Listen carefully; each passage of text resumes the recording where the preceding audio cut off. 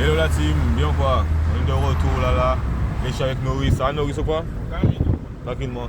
On est tous les deux malades, mais on est là soldats. Ça va bien se passer. Alors, là on est hors aglo. L'objectif du jour, c'est de vous montrer un petit peu comment on gère pour le rétrogradage à vive allure et la quatrième et la cinquième. Par exemple ici, on est déjà en quatrième. On est à peu près 70 à peu près.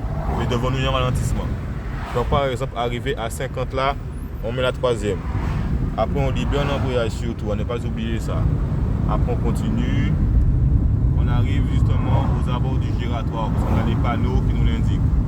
Quand on arrive là, on réduit encore l'allure. Donc là, il a 34, 30, tac. Il remet la seconde, libère un embrayage. Ok l'équipe, et après, il faut observer pour savoir à quel moment c'est. Alors, le but d'aujourd'hui quand même, c'est de travailler la quatrième et la cinquième. Donc je rappelle que pour la quatrième, on ne met pas de force. On fait juste descendre le levier vers le bas. Ok l'équipe? Alors la quatrième, on a normalement qu'on la met à 60. Donc la cinquième, on la met à 80. Là c'est un peu compliqué justement parce qu'on n'a pas la marge pour pouvoir mettre la cinquième. Donc on va patienter et est arrivé sur la 110. Alors là on est sur la 110. Donc la cinquième, on pousse et on fait monter.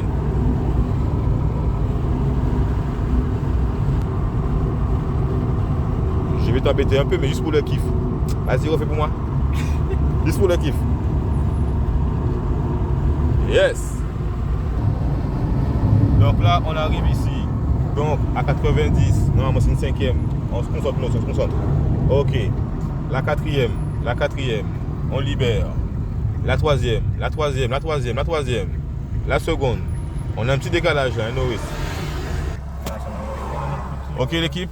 Donc là, je pense qu'on vous a montré déjà comment mettre la quatrième, la cinquième. Bon, on a également mis une sixième. Mais là, on a un petit décalage justement avec la route devant là.